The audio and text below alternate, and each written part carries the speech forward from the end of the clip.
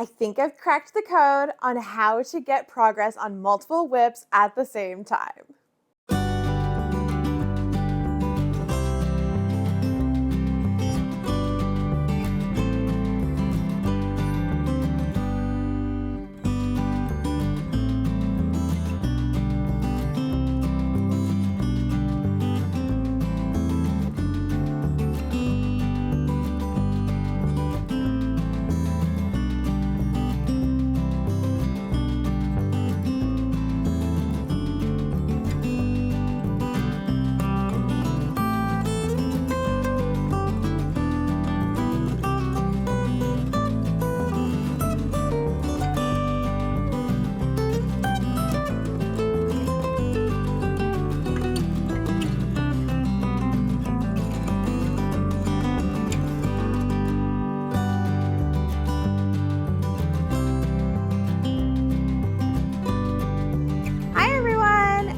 Welcome to the Knitted by Whitney podcast. This is episode 37. I am recording this at the tail end of September, but this will technically go out in October, and things are looking very fall around here. We had a very dry summer here in Nova Scotia. We had a bit of a drought. We had some wildfires. So all of the leaves are changing a lot sooner than they normally would. They're usually about mid to late October, depending on the season.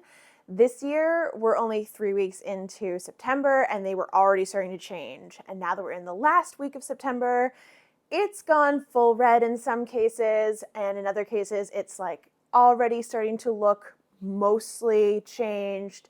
And it's kind of bittersweet because it's my favorite time of year. I love seeing the colors change, but it means they're not going to last so long if they're starting to change now, which is kind of sad, but I'm going to enjoy them while they last, and I am dressed in my most fall sweater. This is the Dartmoor sweater by Kadri. I wear this sweater a lot, particularly in the fall. It goes so well with my wardrobe.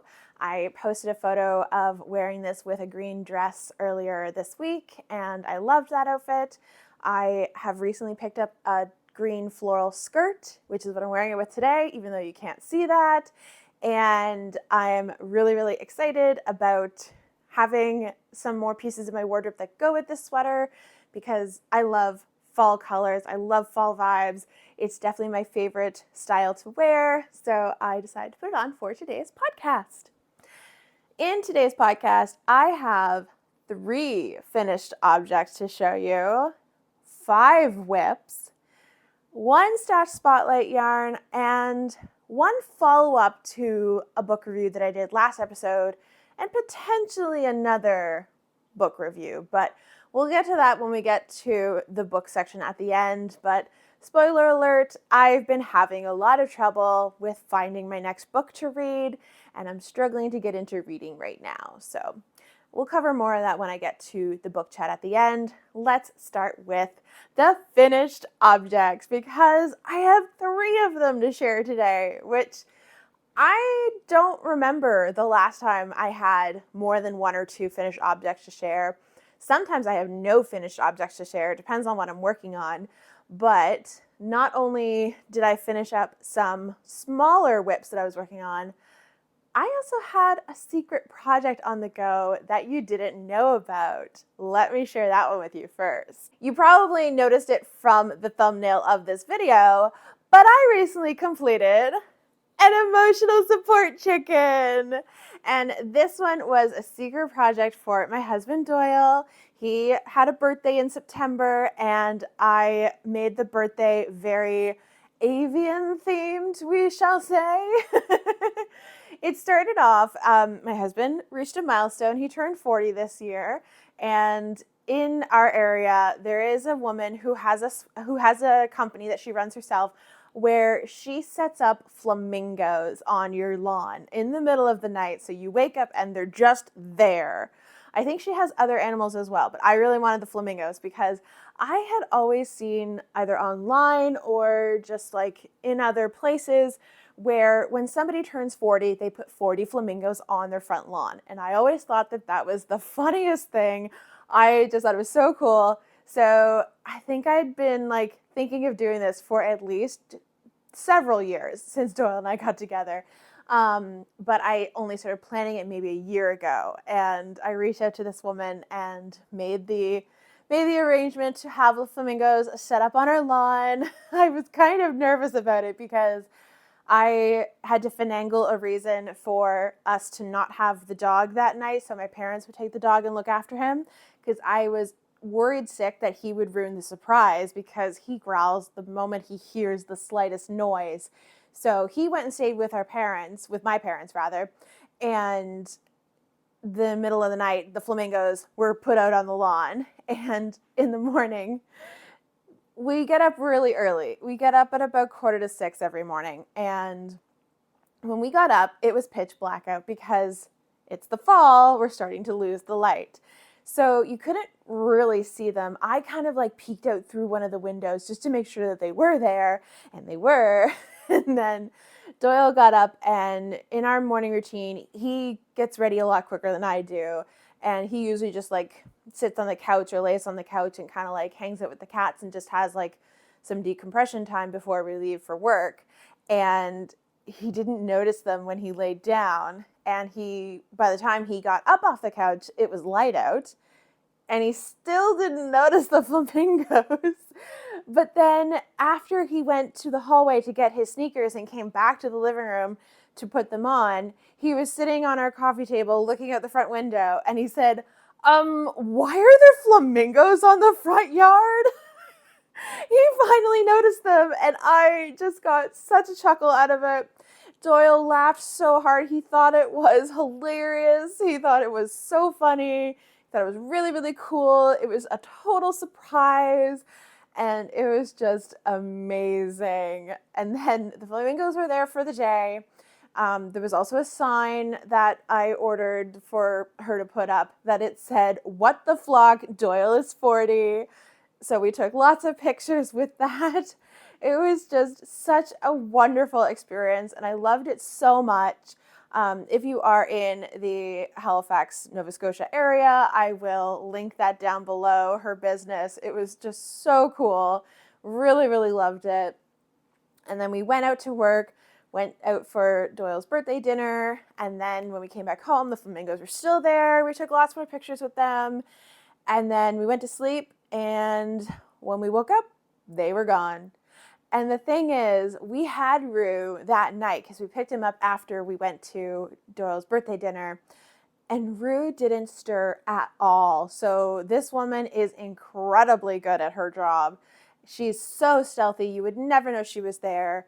In fact, we have a camera in the front yard that's pointed at our front deck, and the camera never even captured her. So I don't know if she just has like super sneaky powers or what, but it was just so cool to have these flamingos just show up on the lawn and then disappear the next night. And it was just this really, really cool experience. So when I knew I wanted to do that for Doyle for his birthday, I kind of thought about having this theme of birds for his 40th birthday because he also loves Stardew Valley. So I got him a little Stardew Valley keychain, and we already have the Stardew Valley chickens. We've got the brown one, the blue one, and the void chicken, the gray one. I didn't really want to get the white one because I like the set of 3 that we have, but I thought, I know what I can do for another bird-themed gift. Of course, the emotional support chicken. And this is quite an expensive emotional support chicken because I use some really fancy yarns. I think it was the year before last, I got an advent calendar from Teeny Button Studios, who's based in New Orleans in Louisiana in the States. It was a 5-week advent calendar counting down to the new year, and the theme was in the stacks. And I was really excited about that. And this was an advent calendar where you opened 50-gram skeins. It wasn't 20 mini-grams. And I thought that I would have a better chance of using them if I bought that advent calendar that had the 50 grams because Robin, who is the owner of Teeny Button Studios, said that they would work really cohesively. And for the most part, I think they go together, but they didn't go together enough that I knew what to make with them. So it's kind of like unsure of what to do for a project for them. So I kind of just tucked them away. I ended up gifting the full skein that was the last one that you opened in a yarn swap because the colors really just weren't me. So I gifted it to somebody else and I got yarn in exchange and it was all great. But I hung on to the 50-gram minis, and what I ended up doing for the emotional support chicken, which is a worsted weight pattern, I had 4 50-gram mini skeins, one of which was a light color, the other 3 of which looked really cohesive together. So I held those 3 yarns together, triple, for the main color of the chicken, and the light color, I held triple for the stripes of the chicken. And I still have quite a bit of all of those yarns left over, so this really didn't use most of them. I had some yellow in my stash for the beak and just a random red mini skein that I had for the comb. I chose not to do the wattle because I don't really think it needed to be added to the emotional support chicken, but for some people they do like doing the wattle. I just thought, it's a little faffy and I just didn't really feel like doing it. And I made this secret chicken when I was at work and when I was on a trip with my mom. So Doyle never saw me working on this. So this was a total surprise to him. And I remember when I made the neon pastel chicken last year for a friend of ours, or the year before last, I think, Doyle said that if he wanted one of those chickens too, but he said he wanted a chicken colored chicken.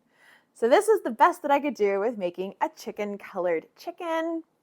All of these colors are kind of browns and little pops of orange, little pops of blue. Of course, we have the beige and the red comb. And it was something that I felt was a really good blend of those yarns together. And I think it came together really, really nicely.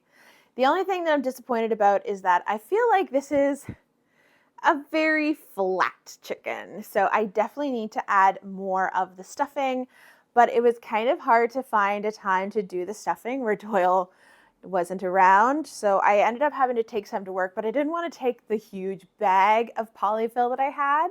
So I only took a little bit of it, and clearly it was not enough because this chicken is very squishable. I want it to be much more robust. So I can easily take out my stitches because the way that you seam up the chicken is you start at the beak, you come down at the front, then there's this diamond shape on the bottom, so you sew up one side and then you sew up the other side and then you sew up the tail. Something I did different this time compared to when I did the neon one is that I used a crochet join for the tail. I'm not a big fan of it, so I don't think I will do that next time because I do have another one in my plans. If you've seen my fall knitting plans video, you know I'll be knitting one of these as a sample for my friend Madison of Florange Apparel. I just haven't gotten to that yet, but it is right in the front of my brain that I need to start that soon. But I tried something different with the tail this time. Maybe it's because it just needs more stuffing. Maybe it's because the crochet join is a little kind of pointy, I find. Like there are sections to the tail that it's very much like this flat edge. And it just feels a little wonky. So I think the next time I do it, I will just do a regular whip stitch or a mattress stitch to try and seam it up properly.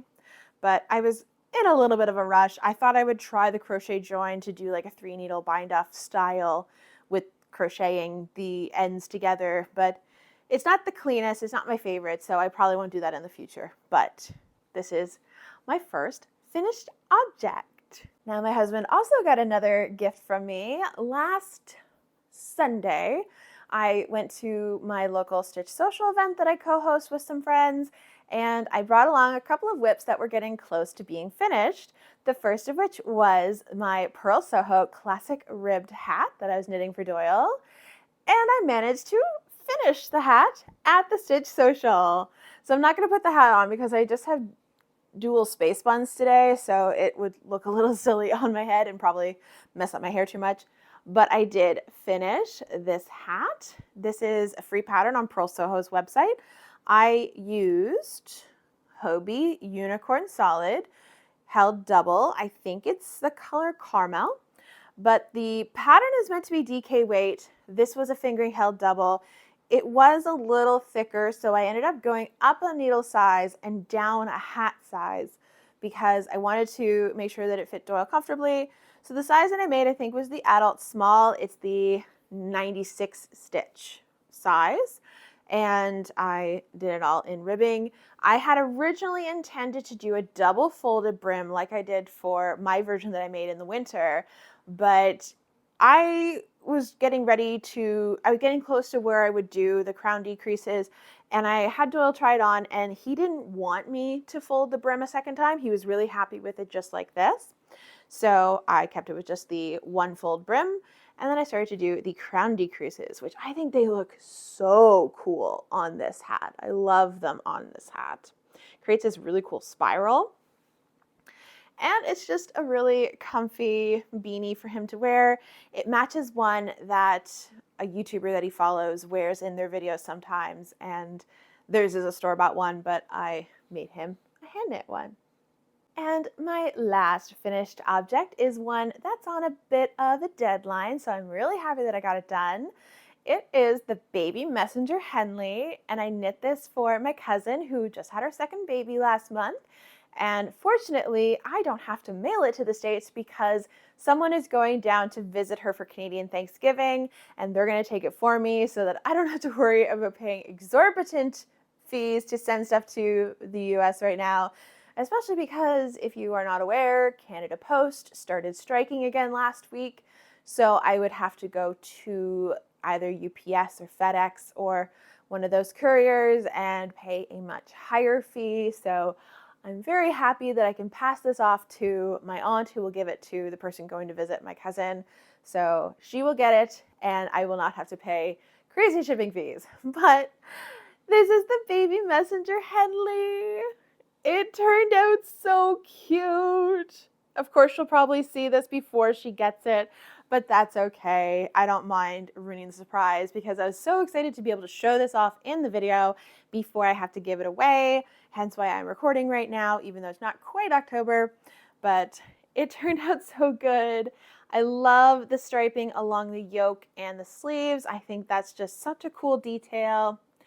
I did blue for the main color. These are both Red Dwarf Fabric Studios Tweed DK in the color Truth Teller, which is the blue, and Curse Breaker, which is the red. They are from her Akatar collection from 2021.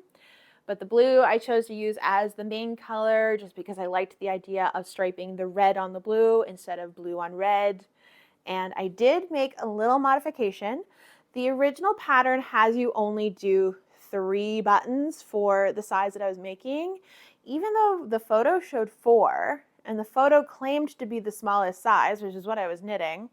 The smallest size was a 0 to 3 month size, but the pattern actually uses sport weight yarn. I was using DK weight yarn, so by making that smallest size, mine is actually closer to a 6 to 12 month size, which is perfectly fine for me. But I didn't like the look of the 3 buttons. I felt that it was just a little too spread apart, so I ended up making it 4 buttons. So it did require a little bit of finagling. I honestly don't really know what I did. I did trial and error, and the 3rd time that I did it, I got the buttons lined up well. So those got done, and it's great because it makes it really easy to get it over his head, even though the neckline stretches quite a bit already. I, of course, sewed in one of my little tags. And this is machine washable, so my cousin will be able to toss this in the washer and the dryer so that it can be easily washed because it's going to be worn by a baby. Babies make messes. Now, you may be wondering how I've been able to finish so many whips in such a short amount of time. And the answer is a video series that I've been working on. I started doing a video series called Dungeons and Knitting over on both Instagram and YouTube. And what I've been doing is I made a list of my projects that I'm working on, gave them each a number, and I've been rolling a pair of D&D dice to determine which project I work on. So I roll a D8 because I have 8 projects, well 7 now that I've finished a couple. And after I roll to find out which project I'm working on, I roll a D10 or a percentile die to decide how many minutes I work on that project. And I have a bit of a log down at the bottom, so I've done this 4 times already, and I've made significant progress. 2 of the items that I spent time working on are now finished. The other ones are a bit longer projects or projects that are earlier on in the process of making. But this project has been so handy, not just in getting me working on all of my whips, but also with inspiring me to work on them after I do these little sessions. So for example, the classic ribbed hat was my 3rd episode of Dungeons and Knitting, and I was working on that right before I went to my Stitch social event last weekend. And I had such a good time starting the crown decreases. I felt that I was so close to finishing it that I decided to work on it at the event, and that's how I got that project finished. So it's been really great to kind of spur me on to reach new milestones in my whips and get them done and get them worked on. So it's been really nice. It's also kind of good to get me over the hurdle of starting one of my old whips again. I brought a few out of hibernation, which I will show you once I start showing off my whips. And it's been such a great way of keeping my knitting mojo going. I've been a monogamous knitter in the past, but I find now that I like to have the variety of multiple projects and work on different things at different times. So it's been incredibly helpful to have this system of rolling to see which one of these whips that I work on and leaving it up to fate. And then it gets me excited about that whip that the dice decide that I roll. And then it kind of makes me think, oh, I really enjoyed working on that. I should keep going. Or, oh, well, I didn't roll this other project. I kind of feel like working on that one. Maybe I'll pull that one out again.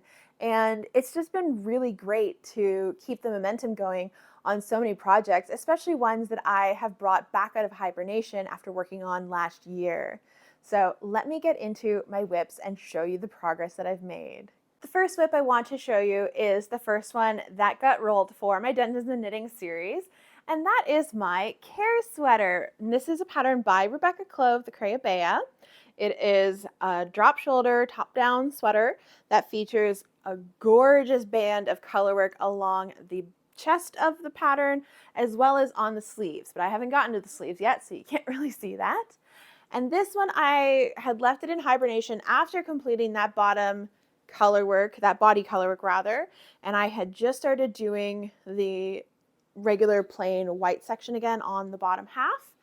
But I'd also left the neckline kind of in limbo because I had originally tried doing a contrast edging for the neckline because I had seen that on at least one project on Ravelry and I thought it looked really, really great. But I realized it looked good on that project because their main color was dark and their contrast color was light. So it actually looked really nice to brighten up the collar by having most of it done in the dark main color and then just that little bit of a lighter color on the edge. It didn't look so good doing it the opposite way with a dark edge to a light collar. So I ended up just ripping that out and kind of leaving it be at the time. I didn't want to like pick back up the stitches again because I didn't want to go through that effort. I just knew this is a really rustic, sticky yarn. I'm just gonna break the yarn and it'll be fine. I can just pick them up another time. So when I rolled this one for Dungeons and Knitting, I decided I wanted to pick the collar back up because that was kind of a stumbling block that was keeping me from working on this project. Also, it's a rustic wool sweater. I was not gonna work on this during the summertime. That's way too hot. So I did end up going back, picking up my collar again, and I ended up knitting quite a bit of it. I still need to do a little bit more because this is going to be a folded collar. So right now it's a little longer than halfway. So it's going to be maybe about that high. So I still have at least an inch or an inch and a half to knit on this, but I feel really good that my Dungeons and Knitting series helped me get this out of my whip pile and get working on it again. So that's the first one I wanted to share. So the next couple of whips that I have to show you haven't come up with Dungeons and Knitting yet, but I have made a little bit of progress on them. Starting with my Tulstati, which the last time I showed you I had just done the yoke, but I now have split for sleeves, even though it's hard to see because it's all bunched up. I have only knit about an inch and a half on the body. This is a pattern by Rebecca Clove, the Crayabea, And I originally started this as a Tulsa tank and had to backpedal when I realized I had done the wrong decreasing for the back. And I felt that I would rather have it as a t-shirt instead of a tank top. So I went back and cast it on the Tulsa tank, or Tulsa tee rather. I was working on the tank, now I'm working on the tee. And I am just about to wrap up the bust shaping. So this pattern has bust shaping. I've done the D cup bust shaping, I believe. I did F cup for the Firth sweater, but that one was a much more fitted sweater. This one is a bit of a looser fitting t-shirt, so I was happy to just do the D cup. And I need to knit a little bit more to get to the point. It needs to reach like the absolute apex of your bust before you start doing the decreasing, and I haven't quite reached that yet. So I do need to knit a little bit more before I can start those decreases. So this one kind of has gone on the back burner just because I need to pay attention to when I need to do those decreases. So it's not easy knitting right now. It's pay attention knitting. So that's why this one hasn't gotten a lot of work since it hasn't come up in Dungeons and Knitting, and it's kind of just fallen on the back burner because I have some easier whips that I have pulled out instead. Another whip that I'm working on that also is in that stage of needing to pay attention to yoke increases and whatnot is my Oxford cardigan by Tricot Design MCL, Marie-Christine Levesque.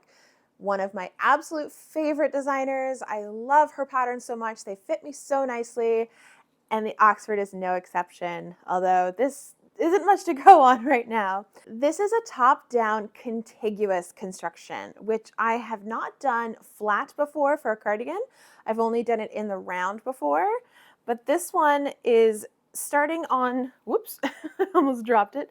You start on the back and you knit this trapezoid shape, and then you pick up along the sides of the trapezoid to knit these two panels that become the shoulders.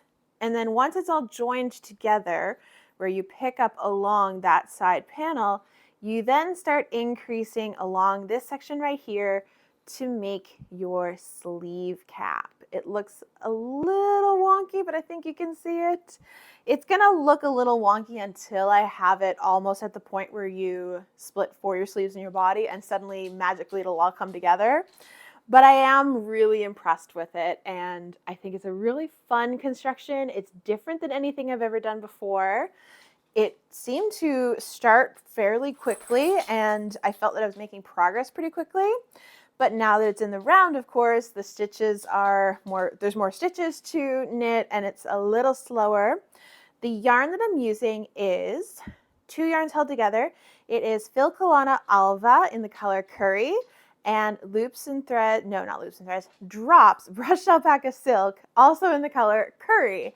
So this is my curry yellow cardigan. And if you hear clicking in the background, Rue is walking around. He doesn't know what to do with himself right now. But this one hasn't gotten a ton of work, but there is a little bit of an increase in these increases that I've been making for the sleeve, and I'm very, very happy with this cardigan. I'm knitting it as part of a knit along with my friends in my work knitting group, and it's been really fun to pull this out. I absolutely love the color. I can't wait to be able to wear it, but I've got a way to go first. Okay, I made a little bit of a mistake where I said that these next whips were not on Dungeons and Knitting, because the one that I'm about to show you absolutely was, because I just did it yesterday. These are my Schlia mittens, and they are a pattern by a local to me designer. She lives in Nova Scotia. I'm blanking on her name right now, but I had these I had these mittens rather in my favorites on Ravelry, and then earlier this year, I think in the tail end of winter, I saw her post on Instagram that she wondered if people didn't make certain patterns because they didn't know how to pronounce them, and she showed off the Schlia mittens, and that made me instantly curious as to the pattern. And when I went to look at it on Ravelry, I saw, oh, I have this in my favorites. And then I also noticed, oh, she's a Nova Scotia designer. I want to make these. So I ended up casting them on right at that moment. I bought the pattern right away, and I cast it on, the Schlia mittens. Now, the name is a Gaelic word, and yes, I say it pronounced Gaelic because here in Nova Scotia, we have a Gaelic population that is descended from the Scottish Gaelic people who came over to Nova Scotia in the 1700s. And here in Nova Scotia, those people refer to themselves as Gaelic people speaking the Gaelic language. So that is why I am pronouncing that way if you are curious. But these are the Schlia mittens, and so far I only have one mitten. It is pretty much the same on both the right and the left until you get to the hand portion. And then there's this beautiful cable that builds up on the side right here.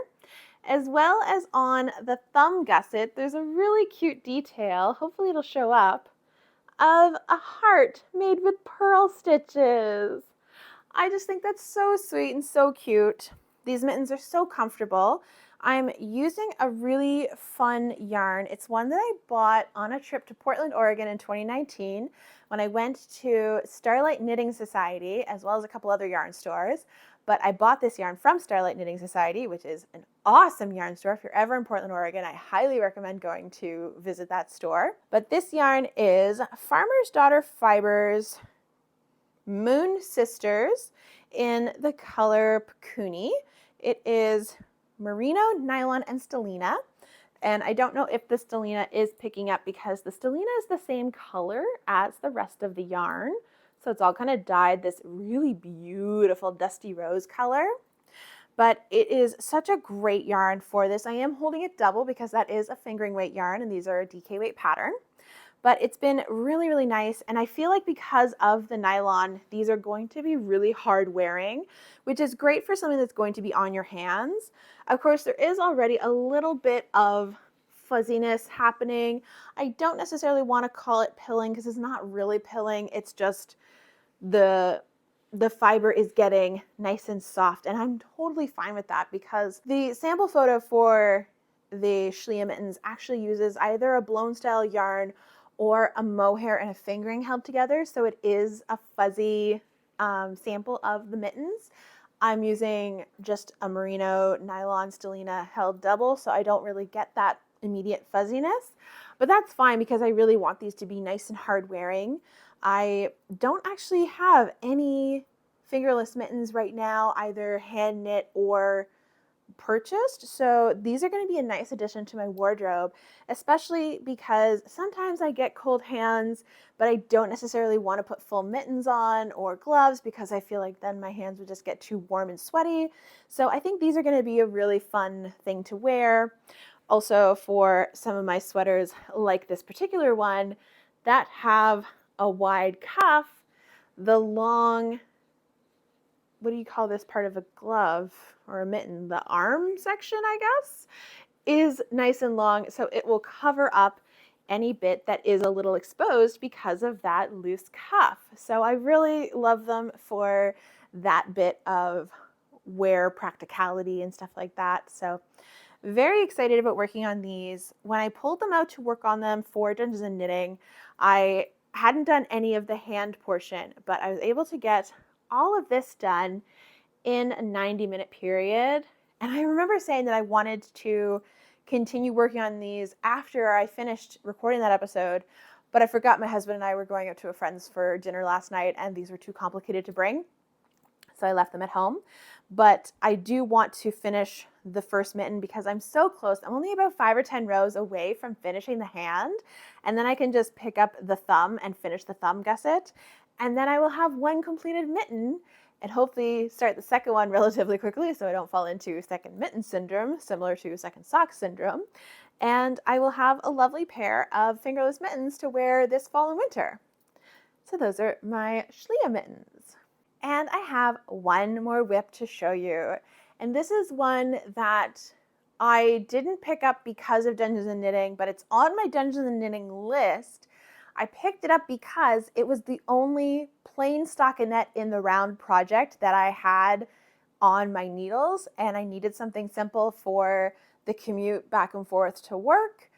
And so I picked up the See My Vest Chunky, which I casted on at the end of February last year, I think. I just had an instant craving to have one more warm, cozy garment to work on, but sadly, I did not finish it before the winter wrapped up, and by the time spring started, I was all set to go into t-shirts, tank tops, really light and flowy, bamboo, silky kind of garments. So this one went into the hibernation bin, but I am so happy to bring it back out today, and I have made significant progress on this since the last time that I showed it off. The last time I showed it off was in this reel right here, which I'll just show you a screenshot from that reel to show you what this used to look like, because I have made a significant amount of progress on it. Here is my See My Vest Chunky, and I'm in love with this project. This has been something that I have focused on a lot over the past, I think, only week or two. So I really need to put this on and show you how this is fitting. This is my See My Vest Chunky, and it is so cozy. I love this so much. I'm holding two yarns together. I am holding Ravenswood Fiber Co. Merino Worsted Superwash with Bumblebee Acres Fiber Farm Spun Sugar. And this is one that I got a couple of years ago. This was the first Surrey that I ever purchased. And I bought it because I wanted to actually see the difference between Surrey and mohair. Oh my gosh, there's quite a difference. This is so soft. It does take color differently. So if you like vibrant colors like this, you're not going to get that on Surrey. Surrey is always going to be a little more muted, but I love these colors together because they really bring out the best in each other, and it really makes both of the colors pop. I did consider doing the neckline and the armbands in just the merino worsted, but I'm glad I stuck with doing both yarns together for the edgings because I just think it looks so beautiful. The colors are stunning. It's a mix of burgundy, brown, gold, orange, so many of my favorite fall colors all rolled into one, and the effect is just brilliant. So the Surrey is helping to disguise any change from skein to skein of the Ravenswood Fiber Co. Because if you remember my Pinetum sweater, there is a little pooling that can happen when you knit this, although fortunately I haven't seen any pooling whatsoever. It really is a nice kind of all over mottled color, which is great when you're knitting a stockinette piece. And on my Pinetum sweater, because that was brioche, it disguised the color pooling with that change of colors with the two color brioche. So it's great in that project too.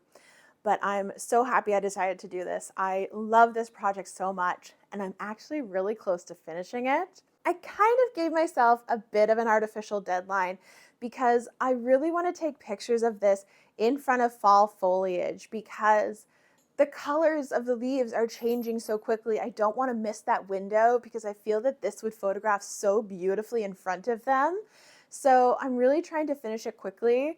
I'm recording this on Sunday morning, and my husband and I are going to the valley on Tuesday, and in the Annapolis Valley, the colors are just stunning. So I'm hopeful that we can go somewhere and I'll have this done and I can take pictures with it because I just think it's going to look so beautiful in the valley in front of the leaves and the trees and everything. So I would love to be able to wear this on Tuesday. And I'm so excited to have this item in my wardrobe. I knit my first ever vest last year, right before Christmas.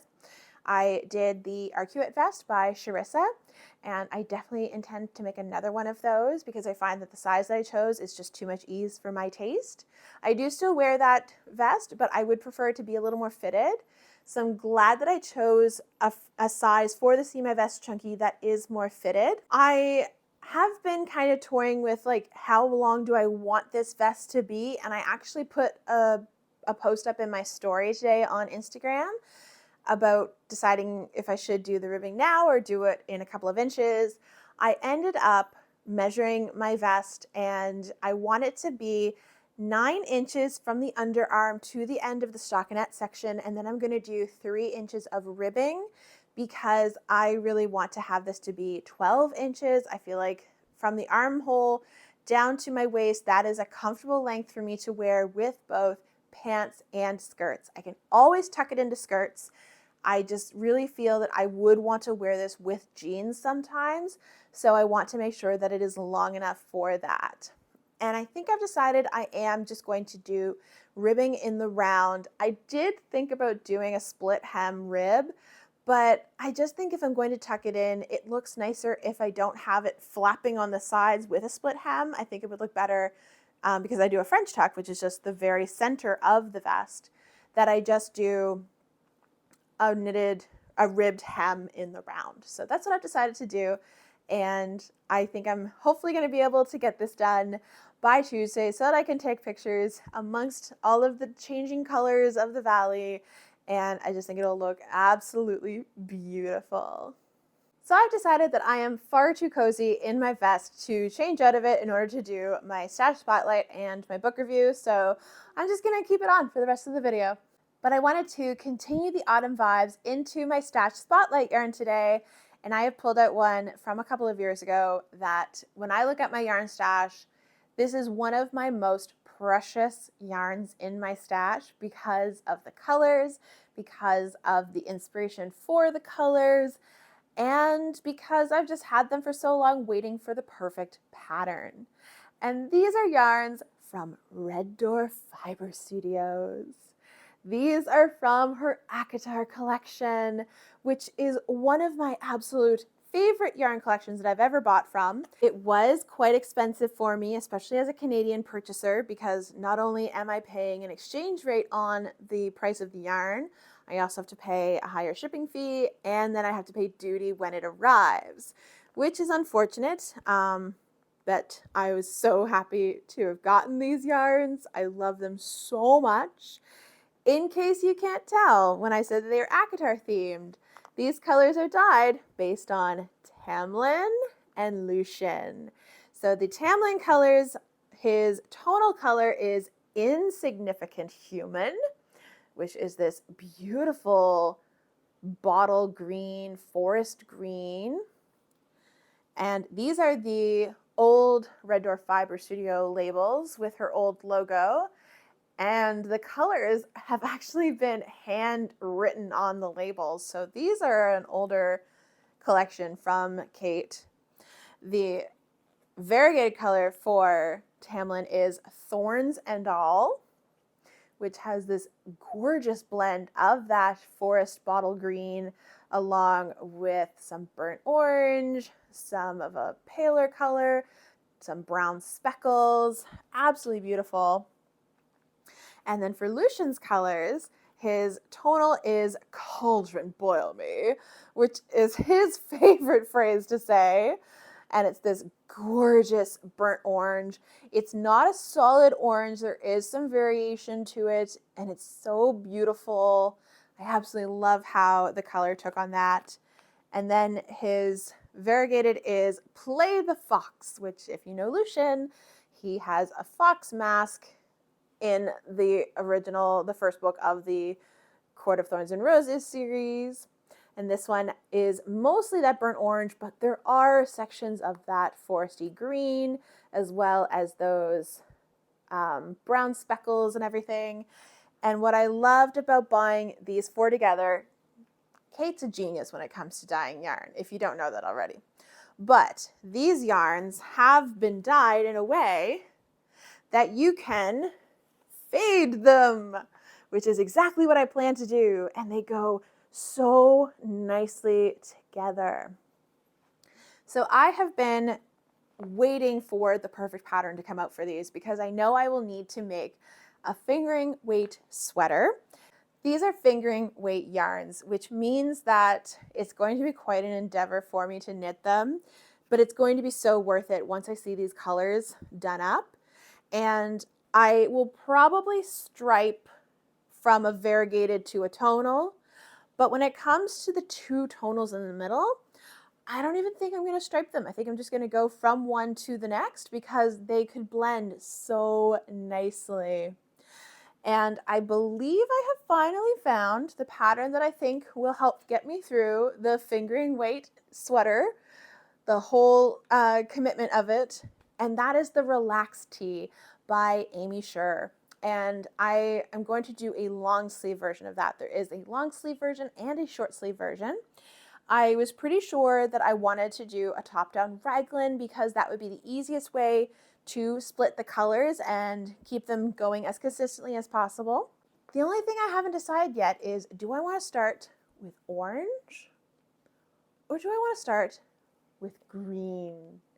And that is something that I'm going to have to maybe play around with like some mock-ups online to see what I want to do and see if I want to start with either green or orange. Of course, I was wearing my Dartmoor earlier. That is orange, and I absolutely love wearing orange.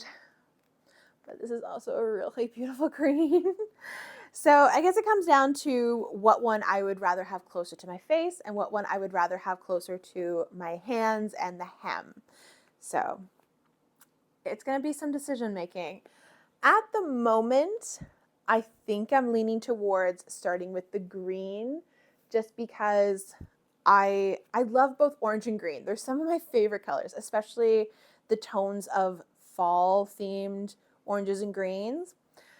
And I have a green sweater as well, my Into the Woods jumper by Melody Hoffman, which is a green sweater with orange trees on it. But I don't have anything this shade of green, and I think this shade of green really suits me. So I feel that this is probably going to be what I start with. I'll start with the green and then go to the variegateds and then end with the orange. So I think that's what I'm going to do. Also, when Kate was releasing the colors, she announced the Tamlin colors before the Lucian colors. So that's also kind of playing in my mind, like, maybe if I can't decide, I'll just go on what order they were announced when she announced that collection a few years ago. So I think I'm going to do green first, but I have time to decide. I don't think this is going to be a project that I'm going to start right away. It's definitely going to be a project that's going to take a long time to work on. But the reason that I've chosen the Relaxed Tee is because of those stripes of garter stitch that will help break up the stockinette so you don't feel like you're doing a sea of stockinette.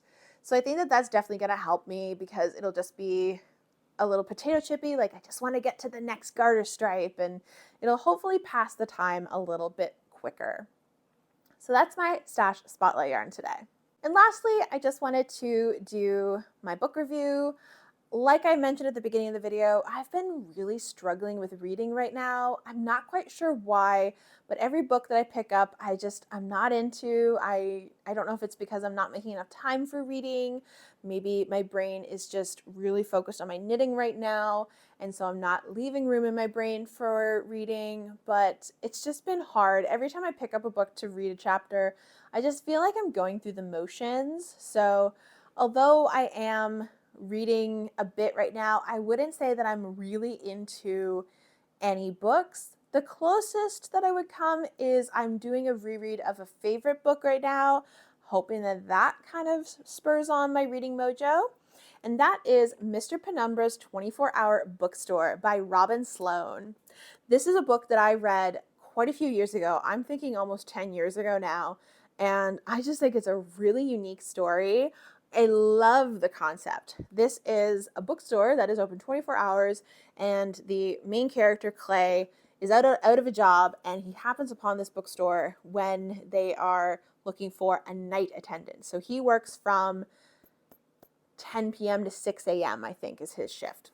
This bookstore exists not necessarily to serve customers who are purchasing the books that they sell, but to serve an eclectic clientele of people borrowing books from the bookstore that are all written in code.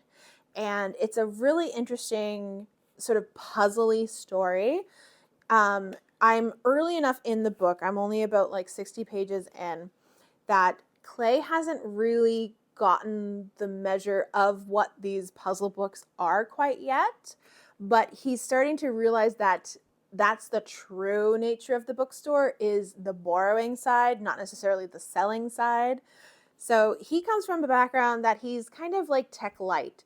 He can do a little bit of coding, but he's still like a novice coder.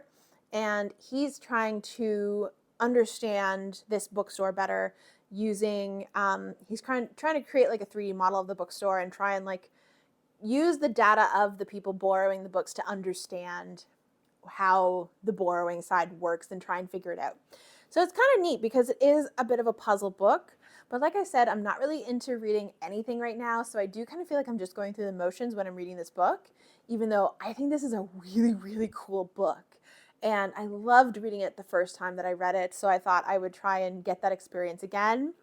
One of the things that I do find really funny this time around reading the book is that there is a scene where he meets a girl who comes into the bookstore and she notices the coding that he's doing on his computer.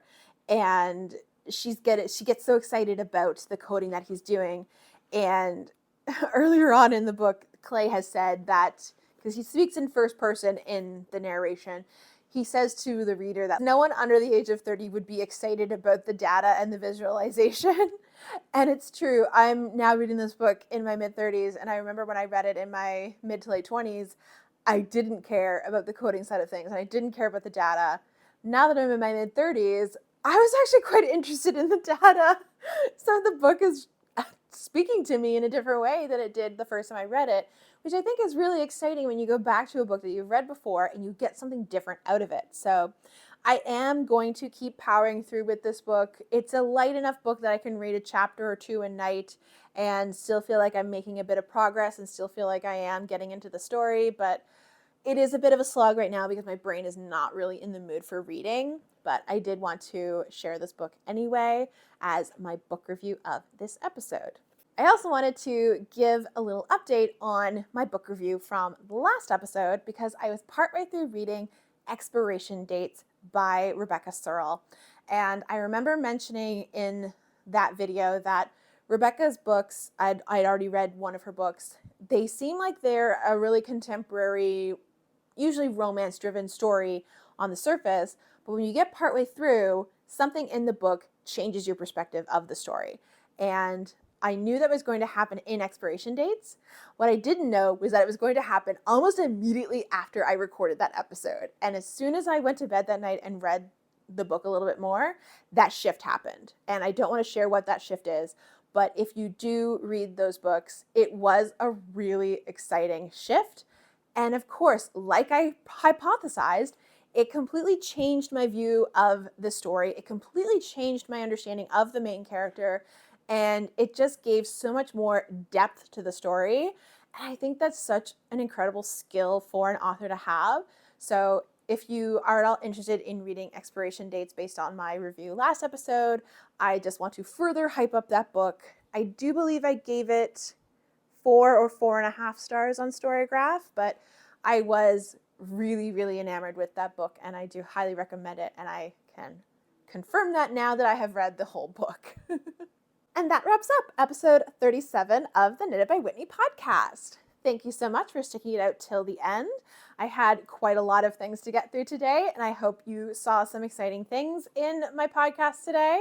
If you are interested in my Dungeons and Knitting series, I hope you check it out. I have been posting it on both YouTube and Instagram, so if you use either of those platforms, you can check out what I have been working on and what comes up whenever I roll the dice.